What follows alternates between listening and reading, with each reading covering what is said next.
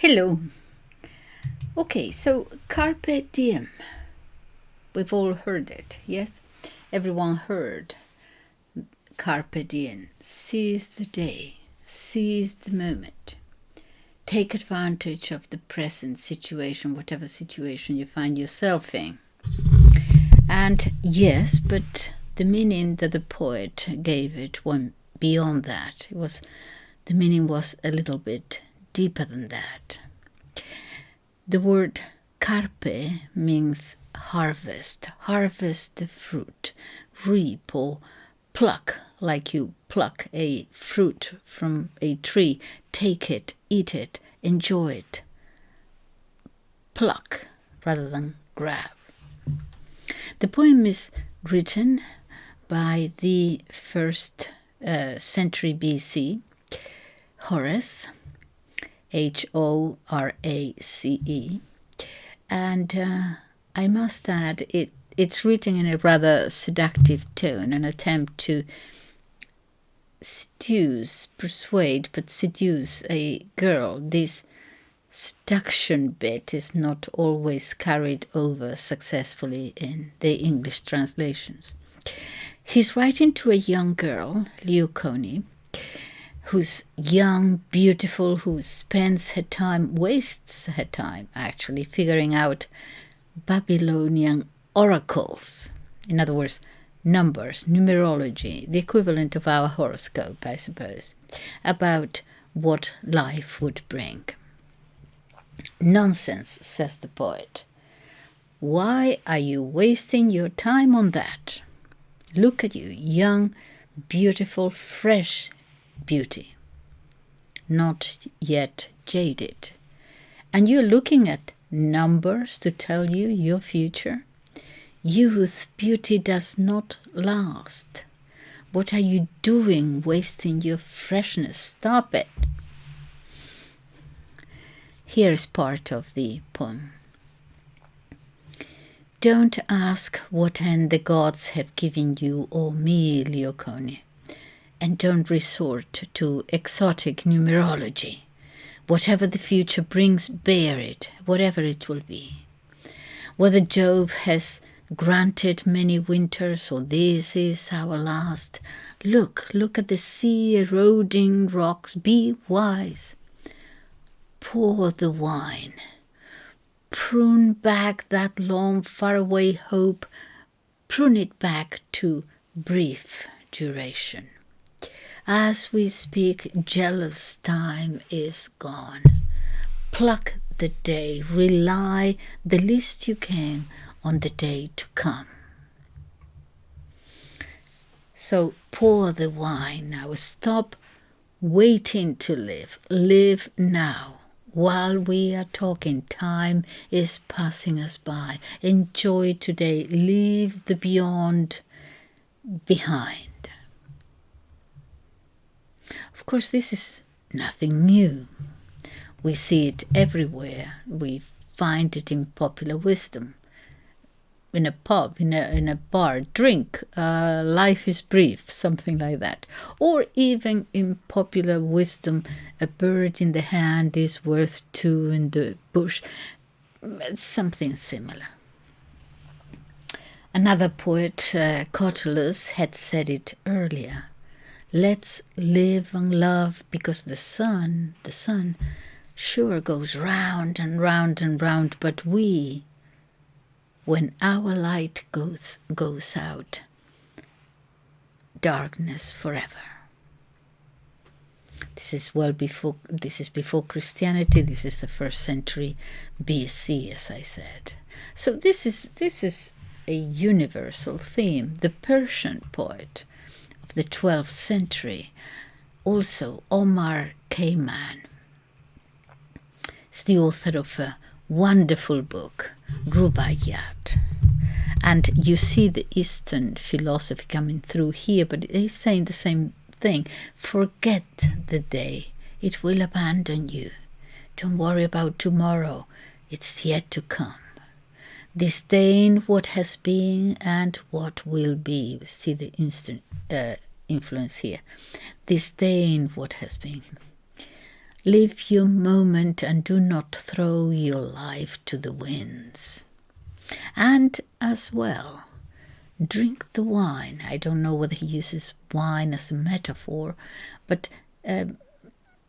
obviously as a metaphor, but I don't know whether he had in his mind wine actually as the example. He says, drink the wine. Wine is eternal life, a filter that brings youth back to us. With wine and happy friends, the season of roses returns. Enjoy the fleeting moment. That is what life is. Listen to me, young lad, he says. This rose here, that grass over there, fresh, lush. Tomorrow they'll both wither,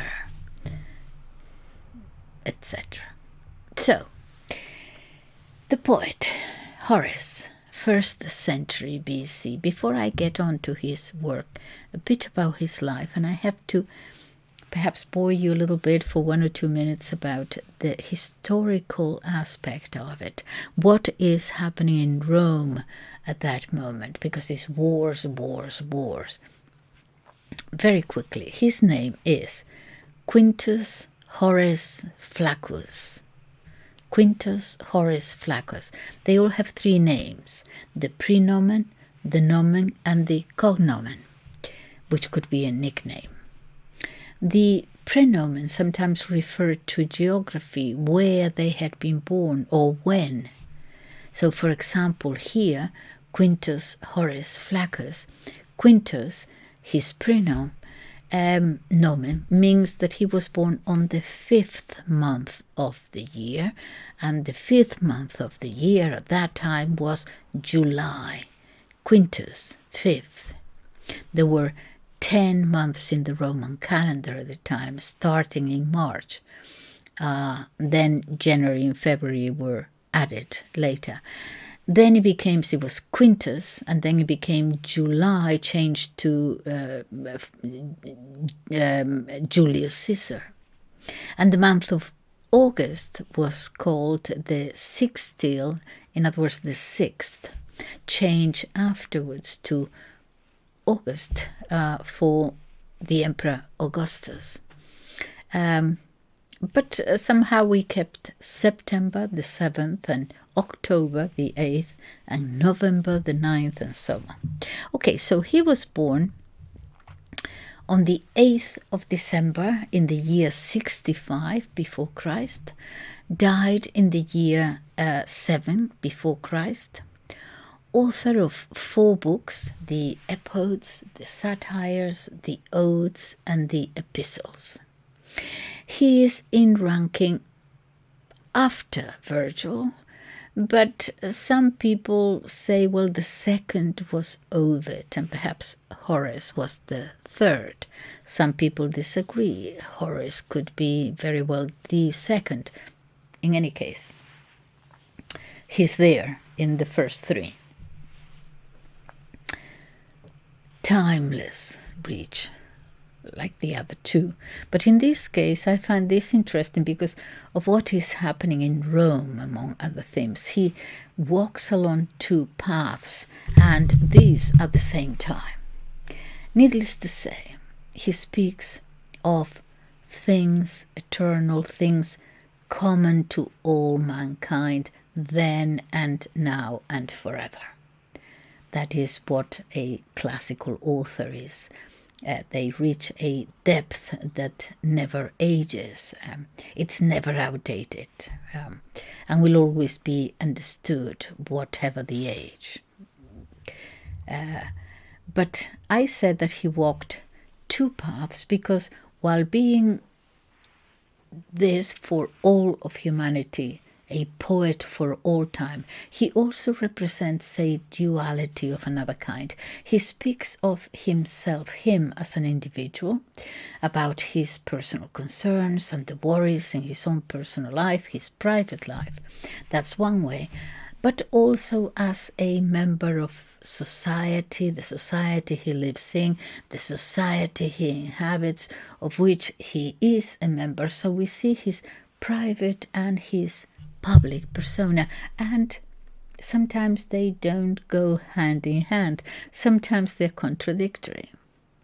His own private personal search for pleasure, and at the same time about the public life of virtue. This is before Christianity, so it's not a moral thing. It's educating the civic society, honor, and so on. So the virtue that society must hold, the culture, how society, around what moral principles society should be organized. And he speaks in different ways. So you read it and you say, well, here is a hypocrite, really.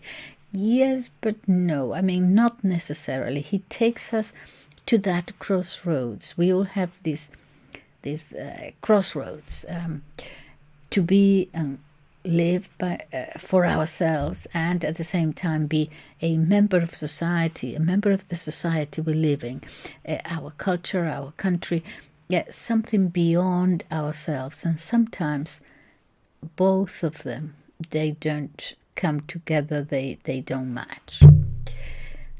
And it's not necessarily that we're all hypocrites. In many cases it's simply that they go one against the other, and we have to choose sometimes. And we can see this in him. He is, at any rate, sincere enough to let us see his contradictions. And there are many. Human, all too human, right? He's a bit younger than Virgil, who will become his best friend and who actually introduces him to Maecenas. Now Maecenas, yes, no less, the one, the only, the richest man in the world. He was a personal friend of Maecenas, yes he was. With Maecenas he shares that hedonistic view of life. Perhaps hedonistic is too strong. Epicurean, perhaps. Hedonistic goes well beyond the Epicurean vision of life, the search for pleasure, have a good time. Horace is both. He's a moralist and a bon vivant. He's Epicurean and he is at the same time Stoic. At the same time. So you can see both directions, both paths. He was born in the Italian city of Venosa today. Venusia then, 12,000 population in the Potenza province, in the Basilicata region. Where is that? If you look at the map, just there before you get to the heel of the boot, he comes from the south of Italy. Small in stature, a bit plump, overweight, not an Adonis by any means, he says that himself. His childhood and adolescence is lived in the context of continual war. So here's where I'm going to give you a little bit of the historical aspect of it. It won't be long. 2 years after his birth, in the year 63, the aborted conspiracy of Catiline took place. In the year 60, it's before Christ, so we're coming down in the years. Yeah, the year 60, the triumvirate of Caesar, Pompey, and Crassus. A year later, in 59, Caesar gets the governorship of Gaul for 5 years, which in the year 55 will be extended for another 5, and that is when he writes about the conquest of Gaul. And shortly after, disagreements, rivalry between Caesar and Pompey give rise to a civil war. This is the background in which Horace lives. Continual war. Culturally, it is crucial, it's a critical time in the history of Rome, of course, but also in the history of mankind, if you like, because it's the transition from a republic to an empire, important to Rome and to humanity, because in what St. Paul called the plenitude of time, the fullness of time, the moment in which Rome assumed Greek culture, spread it throughout the Mediterranean, both shores, in the eastern area, reaching as far as Judea, so that when Christ is born, we all know, it is a Roman territory, a territory of the Roman Empire, of Greek culture, Roman, and at that time they all spoke Greek, Roman law, the context in which Christianity was born, the Greco-Roman world. Some people sometimes only think of the Old Testament and the Middle East, but that is where the religion originated, but the culture is very much the Greco-Roman world. Some people forget that. Now, a panoramic view of his life by looking at the people who influence him the most.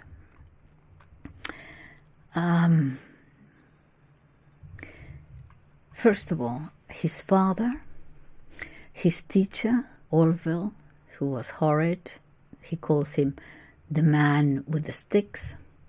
Then Brutus, the one who with Cassius murdered Caesar. Horace would join his political party, the Republicans. And then his friend Virgil, the poet, who will introduce him to that someone very important, Maecenas, the richest man on earth. Important when, it's going to change his life. That's, when you're trying to make it in the world and you are introduced to such a powerful man. Especially because you're actually the son of a liberto, a freedman. His father had been a former slave, and finally the last person to have a tremendous influence on his life, the Emperor Augustus himself. Now, they marked his life. Yes, how? All right.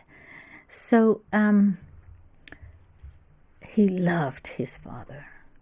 He was so grateful to him throughout his works. The love and respect for his father is obvious. He has an ode to him. Praises him all the time. His father, a liberto, freedman, former slave. He was freed and became an auctioneer or a collector of the monies at the auction. He scraped and saved to give his son an education.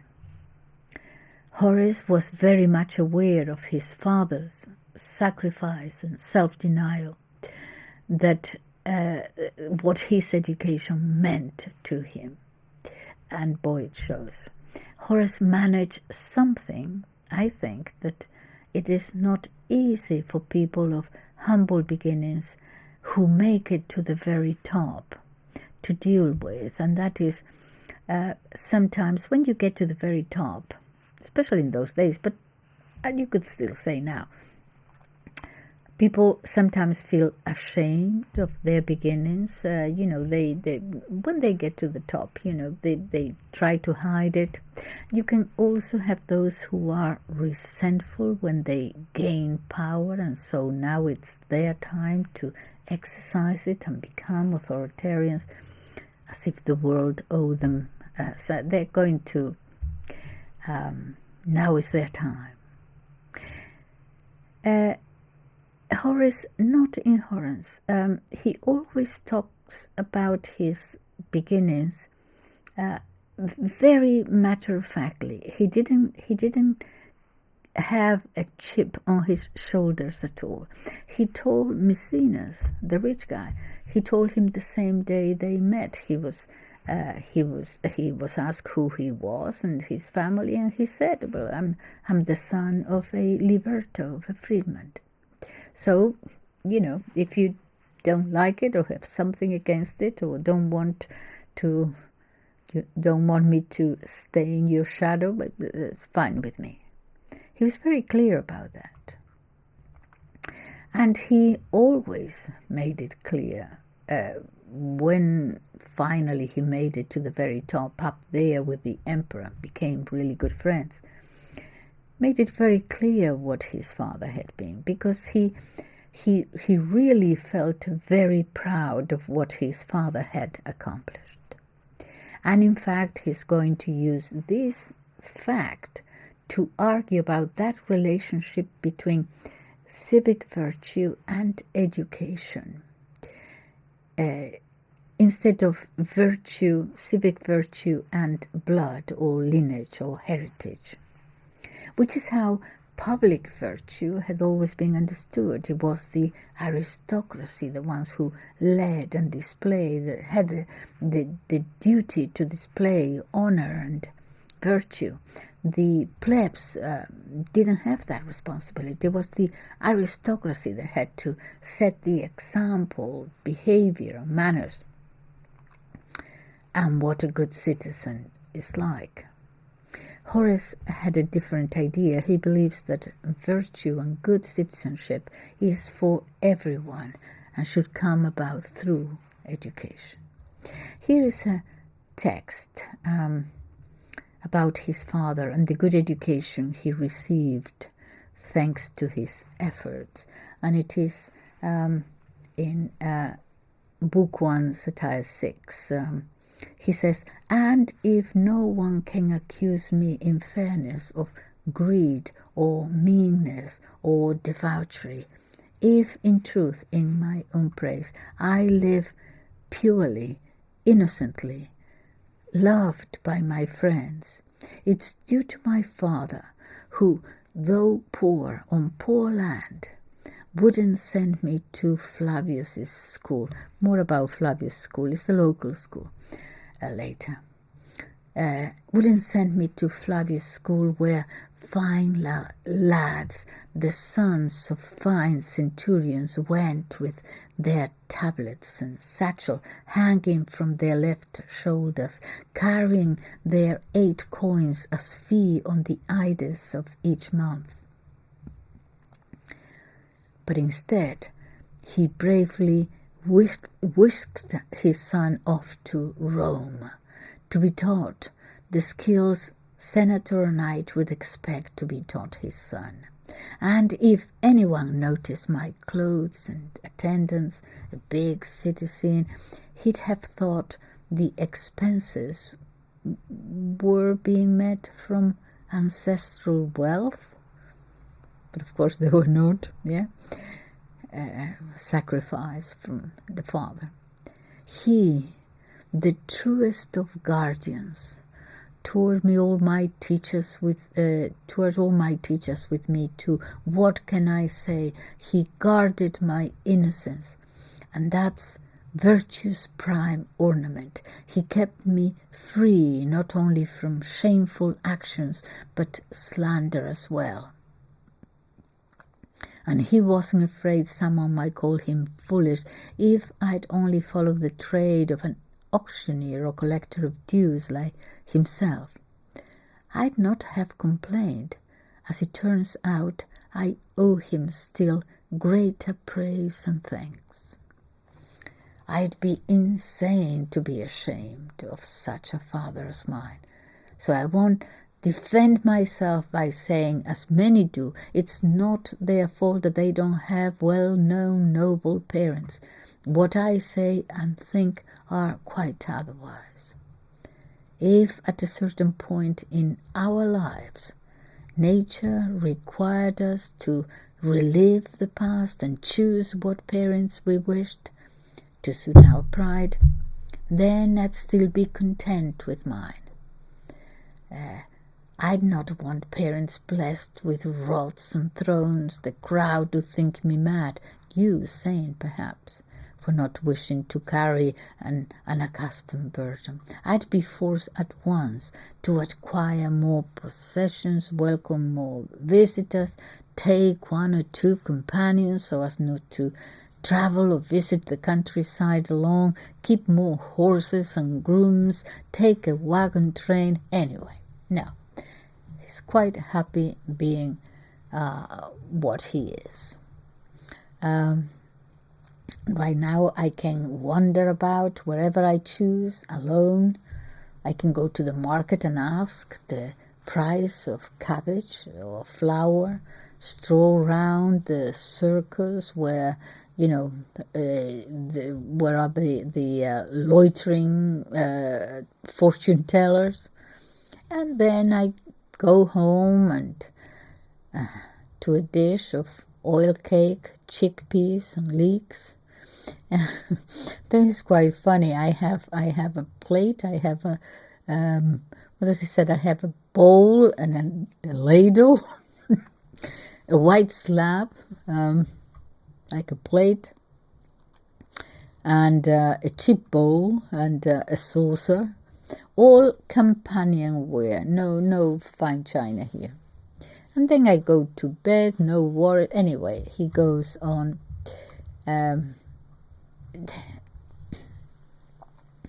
I'll never be ashamed of such a father as I had for as long as I keep my senses.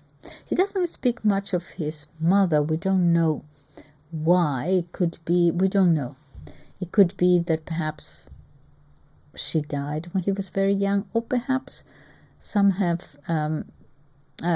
considered the possibility that he might have been born while his father was still slave and his mother slave, so she wouldn't have been there, wouldn't have had any custody, we would say today. He does speak of a nurse he had. He calls her fabulosa. But it doesn't come from fabulous, awesome, wonderful. It's because she sounds like a very nice lady, very homely. She used to tell him fables. So probably obviously stories to him, tales. So fabulosa. He seems to have liked her a lot. Okay, so that is the first influence. The second influence, his teacher Orwell, the one with the sticks. Okay, his father had not wanted him to go to the official school in Venusia because the children there were all sons of centurions. There was an encampment there, military, there from the old times, from the time that Rome had conquered that territory and was left there in the military was left there in case of uprisings or such. So there were the military was there, and the school was full of boastful children, boastful about their daddies, and obviously he was probably too young to understand, but perhaps his father didn't want him to go through that, being compared, their daddies compared, being bullied, really. So he was taken to Rome at great expense to his father, and there with Orwell he learned, they learned in those days grammar and rhetoric, the art of discourse, in secondary school as it were, to go into politics or the law. When he was 20, in the year 45, he went to Athens. That was the equivalent, I suppose, of going to university or further studies. And there you studied the real thing, philosophy and literature. Of course, not everyone could do that, but his dad managed it, and he learned Greek as well as the ancient poets. He absolutely loved Greek culture, to the point that at this time he really feels that Greek culture is so much superior. Roman culture is certainly inferior, without a doubt, he feels. In the year 48, the great decisive victory of Caesar in Pharsalia. He then becomes dictator, and on the 15th of March, year 44, the Ides of March, Caesar is assassinated. The assassins, the killers, Brutus and Cassius, flee to Greece, and Brutus establishes himself there in Athens, created a sort of a political party, and gathered around him the young, idealistic, revolutionary youths, lovers of the Republic, intellectuals. Caesar's son Marcus was there too. Horace joins and took part in many uprisings and revolutionary activities. But he tells us, at one point he tells us that in the midst of one of those uprisings, he says, I threw away my shield. He deserted, he defected. He mentions this later, writing to a friend. He says, with you I suffered that defeat at Philippi, the hasty escape, when I dishonorably abandoned my shield.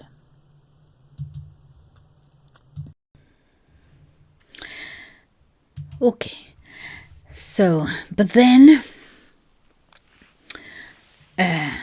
taking advantage of the amnesty that the triumvirate granted to the soldiers of the defeated faction, he goes back to Rome, and he found, however, that all his possessions had been taken away and given to the victorious soldiers. That's what they did. So he finds himself destitute, impoverished, looking for a way to earn a living, seeking a position, perhaps a scribe.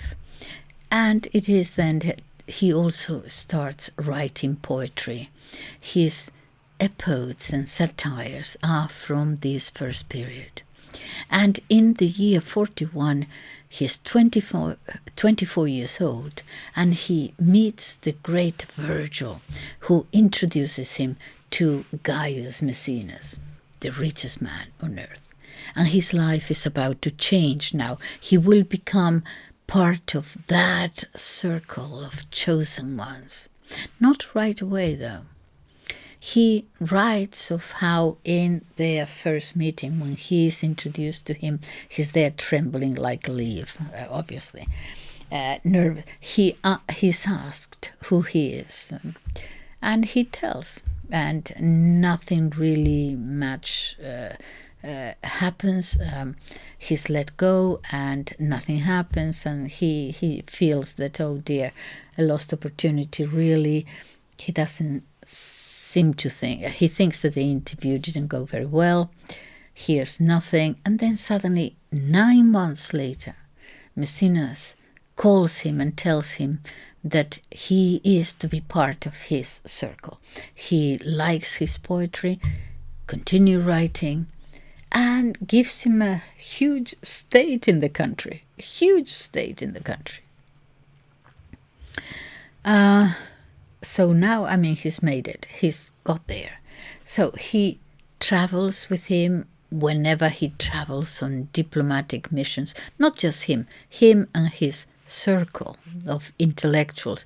Maecenas took them all with him because he says otherwise he would get bored in his journeys, in his trips. And Horace is going to tell us about these trips, a lot of the trips that he made. Funny situations, a kitchen catches fire, Maecenas goes to play ball, and he and Virgil go and take a nap, all kinds of things. But you can see throughout this Epicurean lifestyle,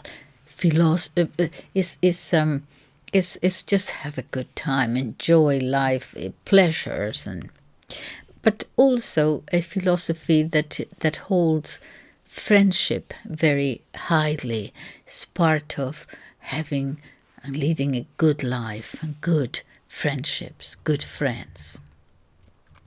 Anyway, so now he has this state, and now he writes, he's more calm, a life of tranquility there. His writing changes. He is no longer, perhaps to do with age too, but he's no longer that revolutionary, satirical. He's enjoying tranquility of spirit, you might say. Okay. So he changes, and now he writes about morals and morality, and they become really good friends, him and Maecenas, actually. When Maecenas is about to die, he writes to Augustus, the emperor, and says, "I beg you to treat the poet Horace as if he were me myself." So very close. Horace, by the way, died only 2 months later. So, but going back now, and he's in this villa. He writes a beautiful poem for which he's famous everywhere. Beatus ille. Blessed is he who, a praise to country life, retired from urban noise. More about it in a second about this. But he says, he actually says, look, I always wish for a small plot of land in the country, a mountain, spring nearby with fresh crystalline water from the mountains, perhaps a small forest brush nearby. It didn't have to be much, but look at me now with this state. It didn't have to be that much. I didn't need this much. Cicero also said in one of his letters, 2 things make a person happy in life: small plot and a library. If you have both, you lack nothing. You can think, a small plot to satisfy the body and a library for the mind. That balance. Anyway, so now he goes to Rome for a bit, but more and more he wants to stay in the country. Every time he goes to Rome, he escapes back to the country. Yes, urban life to a certain extent, to stimulate, to see what is going on. But then when it comes to thinking and deliberating and writing, and he finds it has to be done in solitude in the country. You can't think in the city, you're always running about. So, and this is when we are going to see him asserting his freedom and his independence. This was so powerful and so important to him, probably because of his father too, because both Maecenas and the emperor himself want him around, want him in Rome, one to divert him and the other as a scribe, actually as a private secretary to the emperor. And he says no to both. Of course, he will have to have a good reason. I mean, you can't just say no, I'm not interested. Not enough. I mean, he has to decline, but he has to decline the offer being very diplomatic, obviously not risking annoying them or disappointing them. So Maecenas wants him to come to Rome. He declines, but he has to have a story. And here is the story that he tells him. Well, it's his reason, okay? I promise you I would be in the country for 5 days, but I lied to you and stayed the whole month of August, the whole month, the whole sextile. And if you want me to stay healthy and keep enjoying my good health, the license you give me, Maecenas, when I'm ill, please extend it also to when I'm fearing becoming ill. The license and the understanding you give me when I'm ill, please extend it when I might be, something like that. Okay, and then he goes into this, romantic, poetic, which I'm sure Maecenas enjoyed. And he says, that is, when the first figs and the first heat wave give prominence to the organizers' funeral processions, all dressed in black, the sign of mourning, the undertakers. When all this is happening, when every father and mother turn pale, worried about their children, and social commitments and political matters bring about fevers in their wake, and there are so many openings of last wills and testaments. When all this is happening, your poet has to be by himself. He has to go down to the sea and take care of himself, and so recollect it, then he will give himself to reading and writing. But when the sapphires come, that's the spring, when the sapphires come and the first swallow, if you would allow it, Maecenas, I shall return to visit you. Well, I'm sure he puts it in this way that probably Maecenas say, okay, all right, okay. In other words, let me stay here writing until spring, and then I'll go to Rome, all right? Or in other words, and more specifically, since you gave me this country state in order for me to write, let me write in peace and tranquility. And he's going to say this very cleverly. Actually, he even refers to a fable as an example of his situation, which I'm sure would make his patron smile and, okay, fine, stay there, and not get upset. And he refers his situation, he equates it with the fable, one of Aesop's fables, the fox and the weasel. The fox and the weasel. This has been said in many different ways, but this is one of them. There was once a fox who found some bread and meat left by shepherds in the hollow of a tree. The famished fox crept into the hiding place and ate all of the food. Full and satisfied, the fox tried to go out then. But it had fattened itself so much that he could not actually go through the same hole he had gone into. So he couldn't get out. He cried, and the weasel heard its cries, and after learning the fox's problem, the weasel advised it that he should wait until he became skinny enough again, as skinny as he was when he had gone in, and that is when he would be able to come out again of the the same hole. Not until then. That's the fable.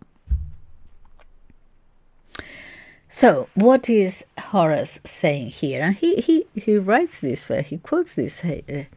Well, look, my dear and respected Maecenas, you know I love you. But if the gifts that you showered me with were in fact to have me live in the city, or live with uneasiness at any rate, and pretty much at your beck and call, I appreciate them, but then I won't mind returning them to you. eternally grateful as I am, of course, but I would have to return them to you if you insist, because it's only then that I would be able to live the way I want to live. That is what that fable was about, puts him there. I looked up this poem. I don't know where I found this. I didn't, okay. Just to see what else they could tell us that I could pass on to you about this epistle 1:7 to 1:13. The key themes and points in the message. He covers a lot of things, not just the little bit that I told you. But okay, so justification of absence. Horace begins by explaining to Maecenas why he hasn't returned to Rome, citing his health as a reason and suggesting that Maecenas, as a friend, would understand and accept this explanation. He also covers this, or you can see this contrast between city and country. The epistle highlights the stark contrast between the life Horace enjoys in the countryside and the life of ambition and excess that he observes in Rome. He covers also the self-sufficiency and contentment. He expresses his contentment with his simple life, finding joy in the natural world and the freedom it offers. He suggests that true happiness lies not in wealth or social status, but in finding peace and contentment within oneself. A critique of ambition and excess. Through subtle irony and humor, Horace critiques the relentless pursuit of wealth and social advancement that characterizes life in Rome, suggesting that such pursuits often lead to unhappiness and instability.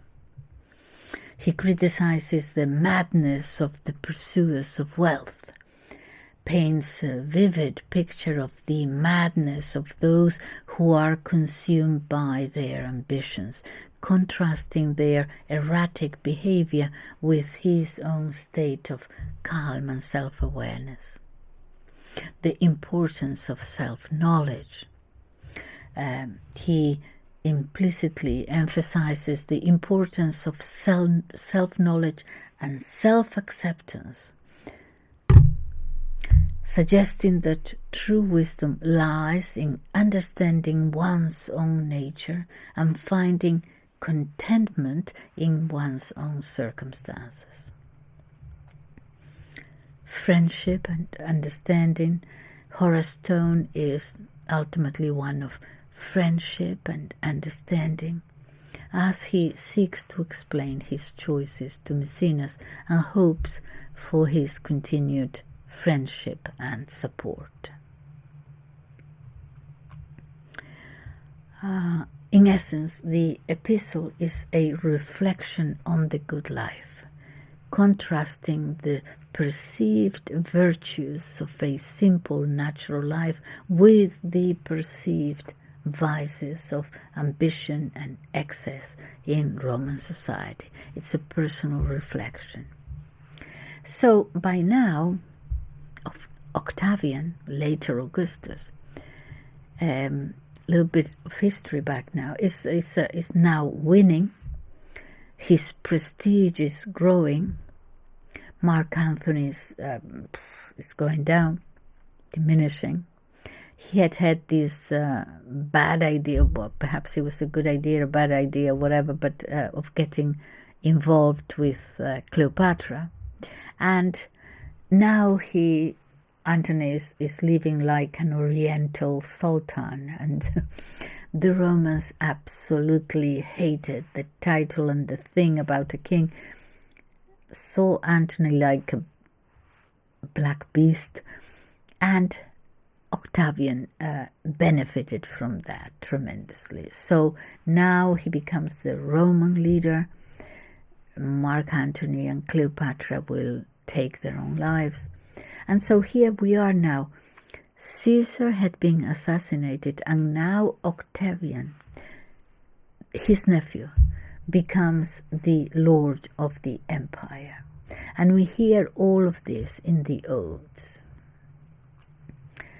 And now we are going to see the signs of, with the Emperor Augustus, he feels very strongly about, apart from everything else, the necessity of moral renewal.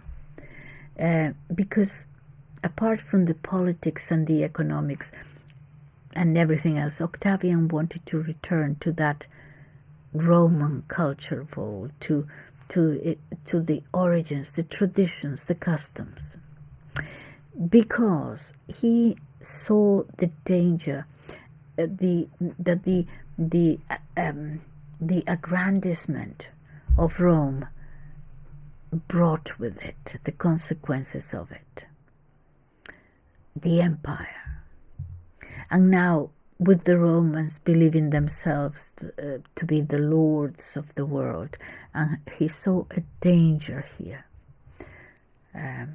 of expecting everyone else in the empire to pay for their delights and their well-being without changes or consequences to that, or accountability to that. And when that happens,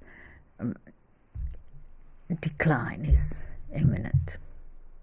So he called on to more austerity of living, of morals, not to abandon religious traditions, the recovery of all the custom and traditions of their ancestors. And Virgil was to write monumental pieces about it. Horace would then follow. Augustus knew Horace through Maecenas, who introduced him to him. And he asked Maecenas to ask Horace subtly, very subtly, it was to be only a suggestion, to ask Horace if he would accept a position as his scribe or private secretary. And Horace said no. It had been but a suggestion, but Horace had the courage and the sincerity to refuse the monarch. Pray, he said, let me be what I am. Consider the situation. You have an emperor here and you have a freedman's son over here. And he said no. Augustus called him purissimum penem. What does that mean? Okay.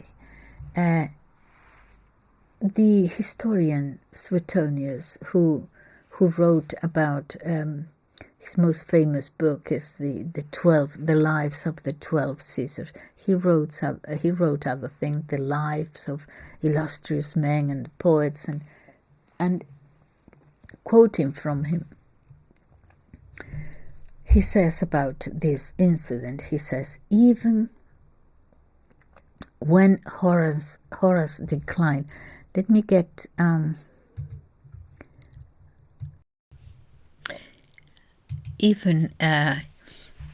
had to get some water.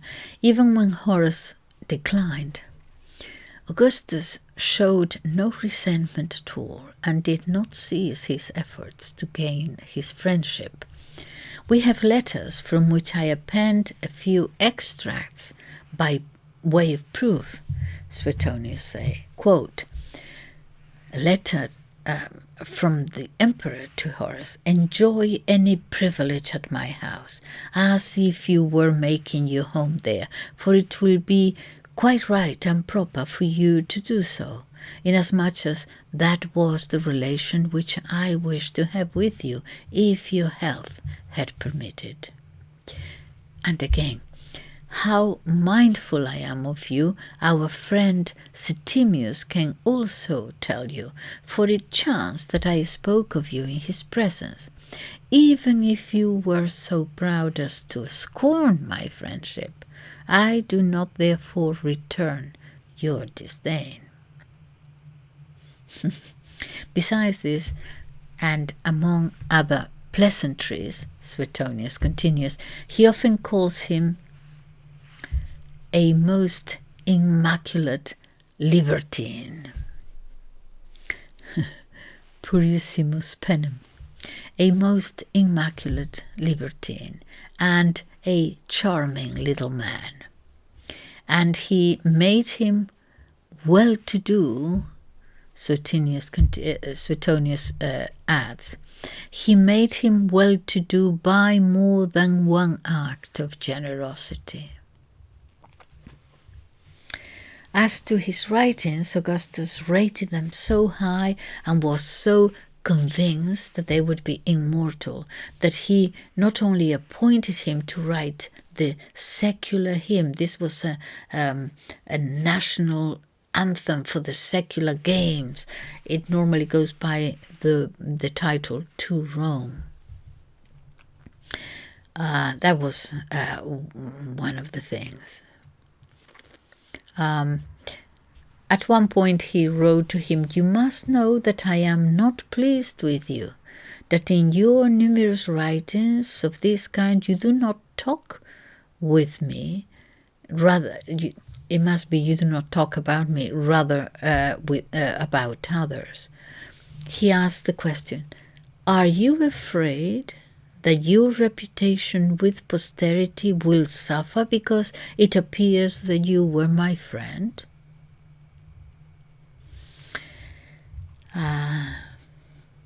Okay, so now he's writing about moral issues. There are many critics who see him as a hypocrite a little bit, because he writes about all these moral issues in public life, but his life seemed to be, rather Epicurean. There is a poem which I have the translation in English, written in 1992 by a poet, Francisco Fortuny, he's Spaniard, and is very satirical. It's a very satirical poem against Horace. It was written in 1992, so recently.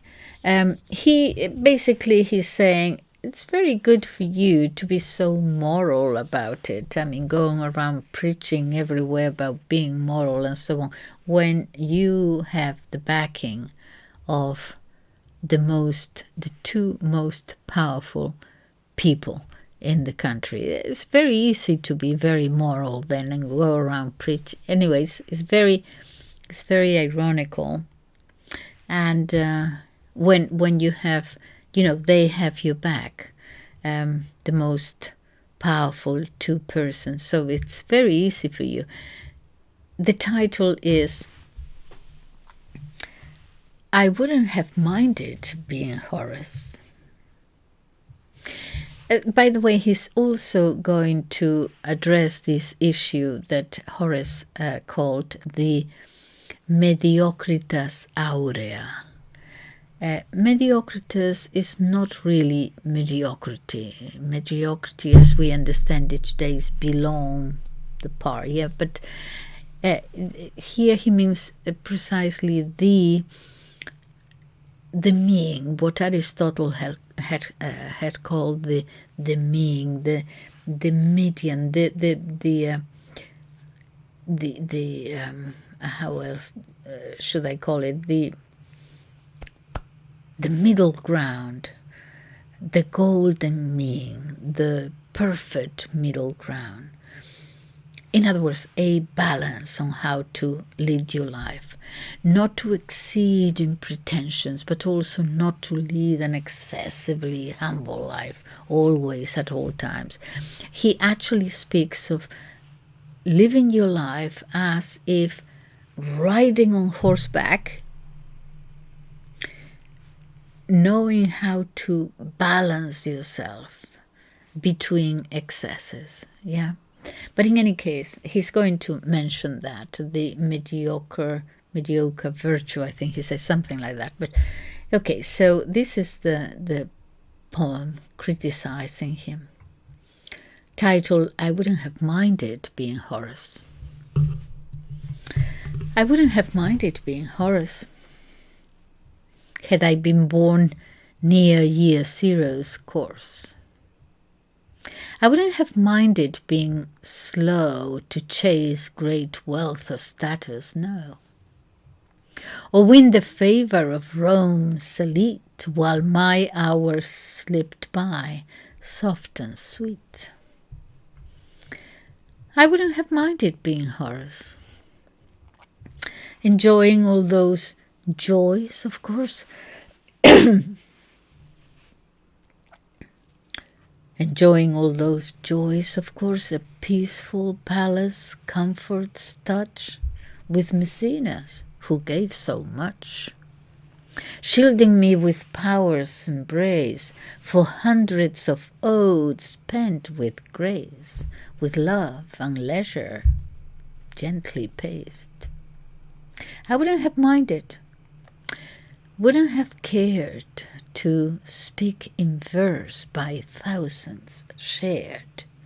Almighty God, heap of adverse, of mediocre virtue's curse.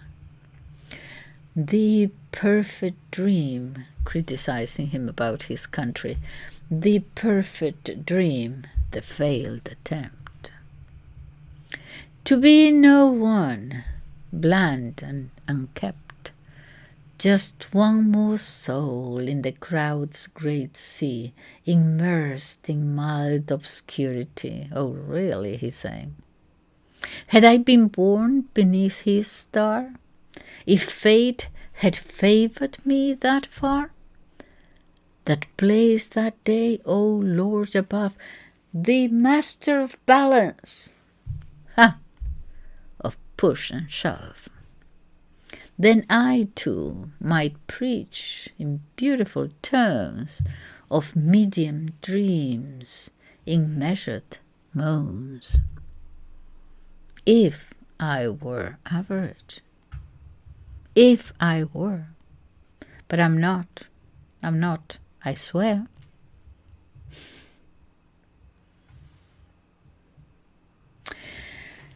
Yeah, this is quite a critique here of the poet, but this shows also what I said at the beginning about this dual path, these two directions. The poet does say sometimes he says, sometimes I find myself fun-loving and dive into the waves of political life, civic life, and others, I find myself as if a guardian, an inflexible vigilante of true virtue, how to live in community, how one should behave. And yet, sometimes secretly, I let myself be led by the teachings of Aristippus.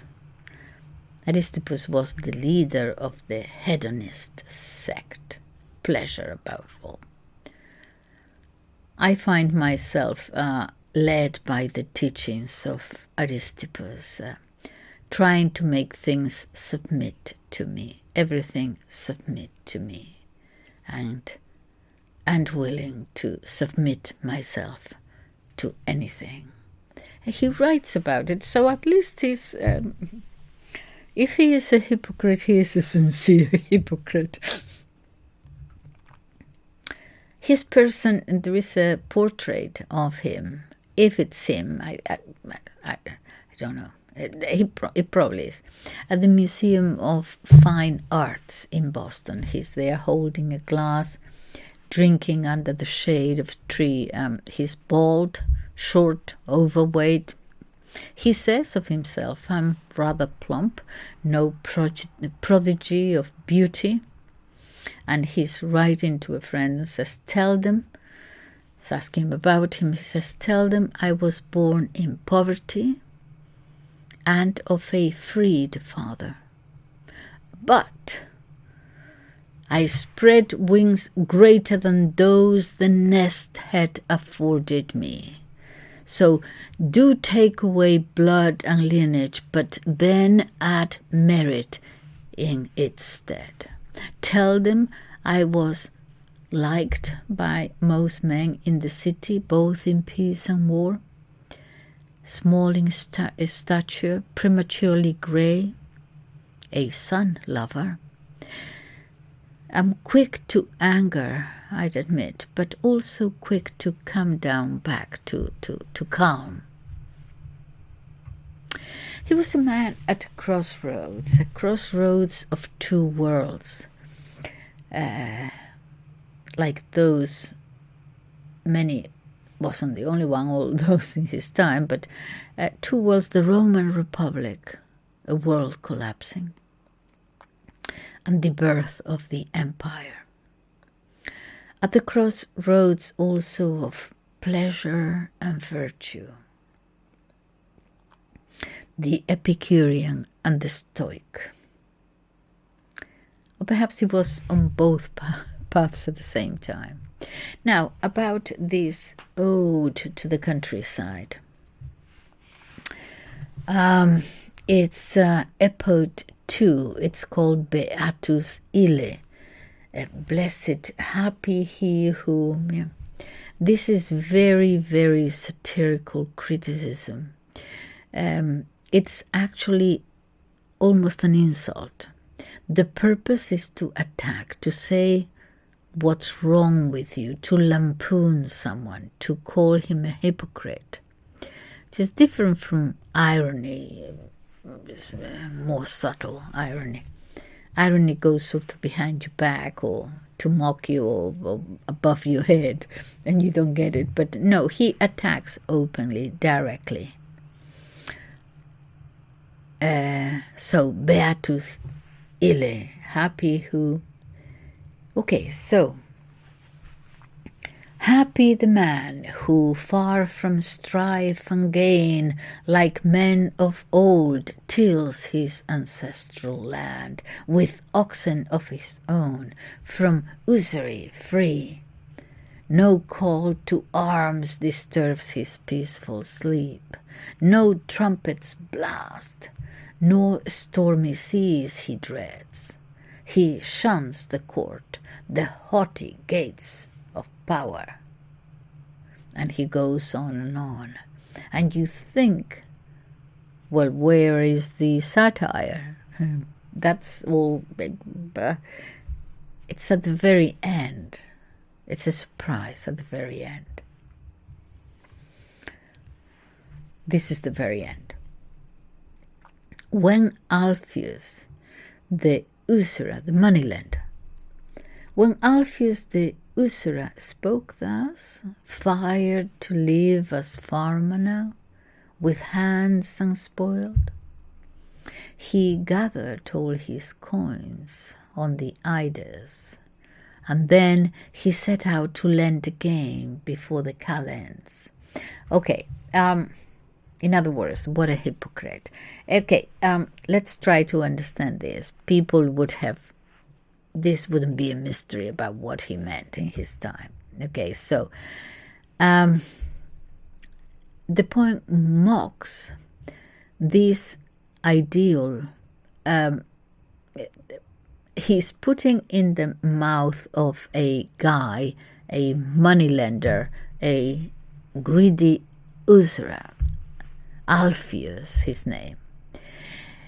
And he is the one talks and talks about the simplicity, the countryside and so on, but immediately, all that it sounds so nice, but immediately returns to his money lending.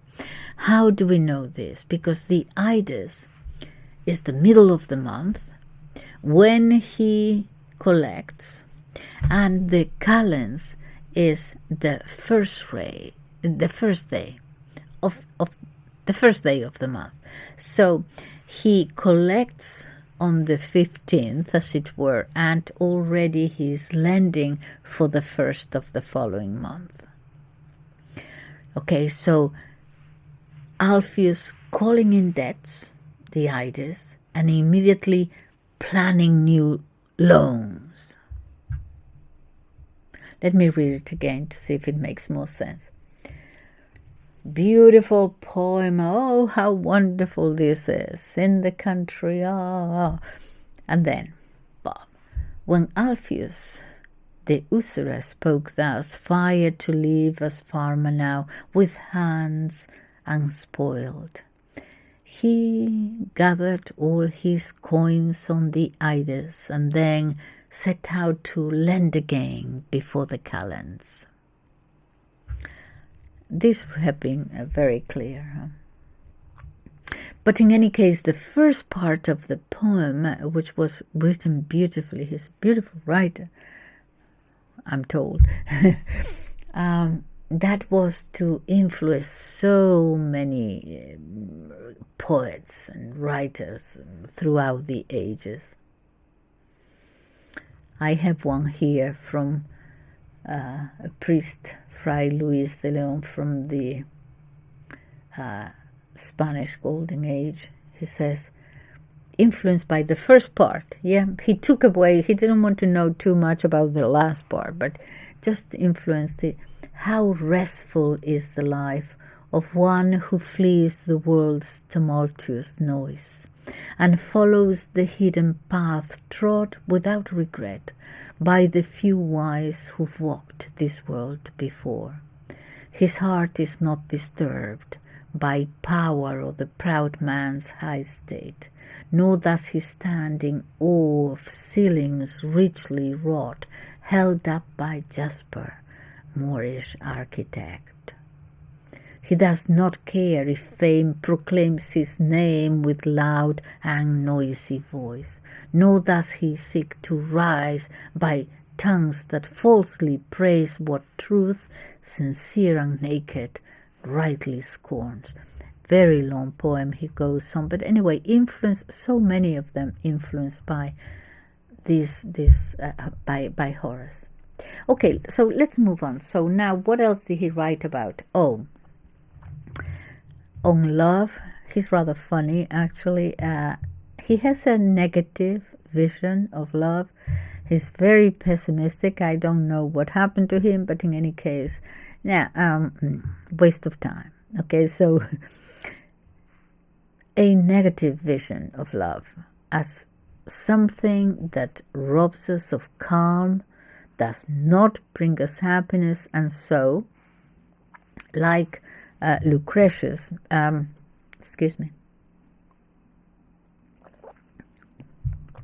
he's in favor of solving all these passions in the fastest possible way, let me say, okay, in the fastest way possible, anyway, in any way you like, okay, but to really stop these silly obsessions with this separatists or this one person Epicurean thinking here. In one poem, which is beautiful actually, he's addressing a young girl with whom he had relations himself in the past, not anymore, and now the young lady is in love with a young man, has a new lover, and Horace asks her, who is that new lover you are with right now? obviously the poor soul is not aware what awaits him. This young lad probably thinks that you'll always be wonderful and sensitive, a good girl, accommodating, oh so accommodating. Ha! I know you, and I know you are like the sea. Appears to be calm, and suddenly a storm out of nowhere when you least expect it. Oh, that poor lad. So, yeah, been there, done that. I've suffered through storms. I suffered through a storm in your seas. And by Jove, like all shipwrecks in ancient times used to do, when they got free, when they were saved from a shipwreck, I too hung my clothes in the nearest temple in gratitude for having lived through it and survived it, and being now safe. Thank you very much. That's what he's saying. In another poem, it's the loved ones are kind of funny. In another poem, he asks Lydia what on earth she's done to this poor lad that she's with now. He says there has been such a change in him. He looks weak, poorly, half emaciated. What is it that you're doing to him? Tell me, Lydia, one thing, and by all the gods, don't lie. Why are you in such haste to finish off poor old Sivaris here with the force of your love? Tell me why the stadium means nothing to him anymore, to this lad who once patiently endured all the dust and the heat of the tracks. Why does he no longer go riding with his barracks comrades? Can no longer break the ardor of those colts from Gaul? What on earth are you doing to him? I'm reminded of Groucho Marx. Oh, Lydia, that encyclopedia. Oh, dear. Okay, serious again. Another thing that he writes a lot about, and that's serious, death. He's almost obsessed with it. Okay, starting from the fact that we are mortal, yes, okay. But he's giving us a lesson on how to comport ourselves in the sense of not being overly happy or terribly sad when we meet, favorable or adverse circumstances in life. Why so? Because one and the other situation will end. I know everybody says this, but he's concentrating on this. It will end.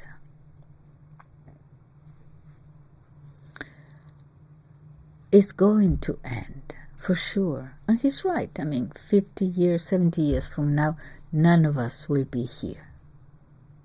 There will be other people, not us. So, he's got it here in his head. He says, everything reduced to ashes, yes. He talks about, therefore, keeping this mental balance. He says, remember to keep your mind serene in difficult situations, as well as in favorable ones. Do remain calm. Stay far from overflowing joy or sadness. You are destined to die.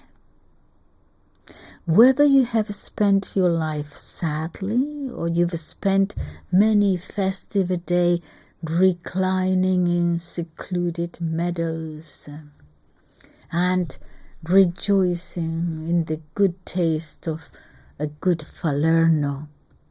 Falerno is like Rioja, okay, wine, red one. So this is where we find at the beginning of the poem the famous mediocritas aurea, that middle path. Remember that mediocritas doesn't mean the same thing as mediocrity does now. So, as I said, it was similar to Aristotle, mean, the median, not the average, okay? The golden, the perfect middle ground. And he says to Licinius, all his works are addressed to someone, him being sort of acting as the advisor, the counselor. And he says, you will live more righteously, Licinius, if you don't always sail the high seas, and also if you don't spend your time close to the shore, too cautious for fear of a storm. He who chooses the golden mean, the mediocritas aurea, will not suffer because he's well protected from the sordidness of an old house, nor will he live in a palace that stirs envy. In other words, not poor, but neither aspire to overflowing wealth.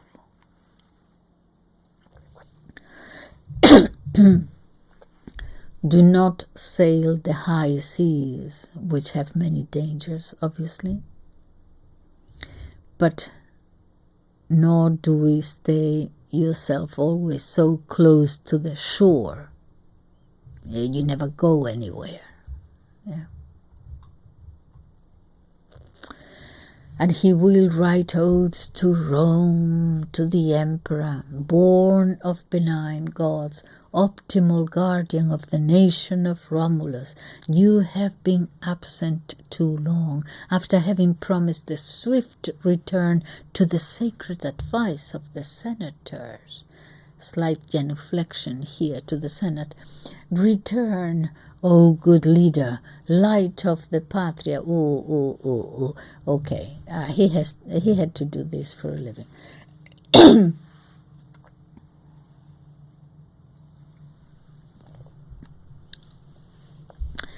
But remember, he who is writing in this way started as a republican in his youth, militant in the section of Caesar's assassins, Brutus and Cassius. And now we read his praises to Caesar's nephew, Augustus. Anyway, to end, just mention a poem that, according to Alfred Hosman, the 19th century, a great English poet himself, professor at Cambridge, translator, a classical philologist, okay? He said, 1850s, he said that this one is, the one I'm going to talk about very briefly, is the most beautiful poem of antiquity. Not everyone will agree, but that is how highly he thought of it. It's about everything, spring, death, life, just about everything. Expresses his unease, his pessimism. Saying things that sometimes are very harsh, very difficult to hear, perhaps too realistic. Immortalia nesperes. Do not expect, wait, hope for immortality. And do not hope for immortality. is said by someone who is continuously hoping for it. The usual thing. We all are. But he's hoping he'll get it somehow. This is the pagan world, remember. Christ had not yet been born. Okay, so the snow is gone, the grass returns to the plains and to the trees their leaves, the earth is changing clothes, the rivers rise dry in the banks. Okay, it starts with the season. Okay, this is his technique. Oh, excuse me, goodness.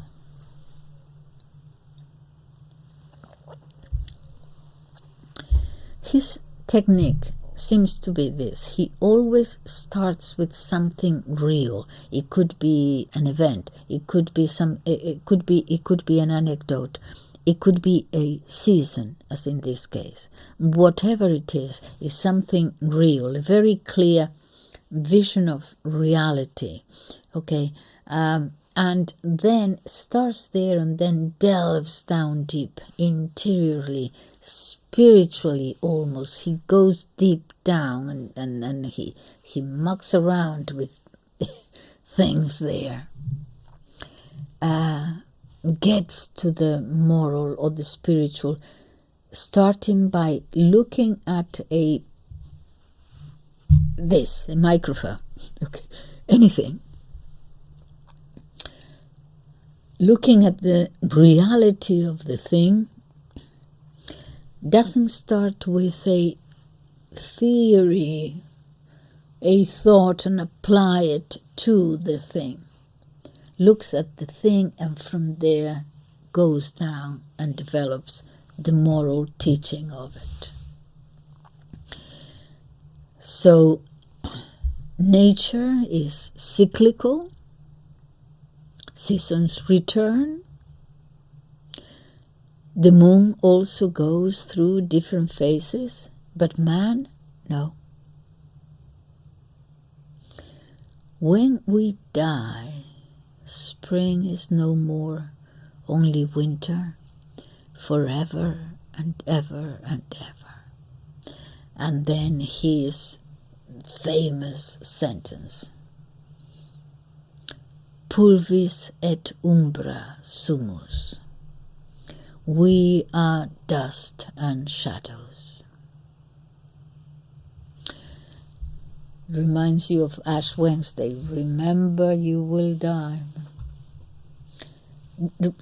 Remember you have to die. Okay. But this is the painful thing. At the same time, he is wishing so hard. He is glimpsing that perhaps his work might endure. Thanks to his work, he just might, cross those borders of death and be immortal. He says, I have raised the monument more lasting than bronze, higher than the majestic pyramids. Neither the voracious rain nor the unbridled north wind can destroy. And in the innumerable succession of years and passing generations, I will not die. Not completely, at least. Not entirely, not wholly dead. Okay, contradictions, yes. He's a human being. He chooses this way, he does the other, and so on. But, all right. But to look at death as a reality grieves him. Cannot quite accept it. And feels the desire, the wish, that arrow in life beyond death hopes. And since I quoted a Spanish poet there being terribly sarcastic and criticizing his work, or his attitude in any case, let me read to you a very short one, actually respectful one of his work. The poet is Alberto Castaño. It's a sonnet imitating prayer. He was born in 1951, so he's okay. So this is imitating an imitation of Horace's Ode 330, which famously begins, "Non omnis moriar," I shall not wholly die. That's the title. Non omnis moriar. I shall not completely, I shall not wholly die. And this poem is imitating him, wanting to say the same thing. Reflects also the hope for lasting legacy. I've left behind my truest lines, my proof that saying things in different ways means more than merely changing truth, and so I say, in them my memory shall stay. So long as friendly eyes remain to read my verses as if new, and one true heart is still in tune to share with me discovery and weariness, surprise and hope's delay, I shall not wholly die. The best of me will live, a lasting sign that poetry may be perhaps the form most full of life. Yes, I gave my all each time I wrote, and if I said the same in ways anew, in my own voice, I shall not wholly die.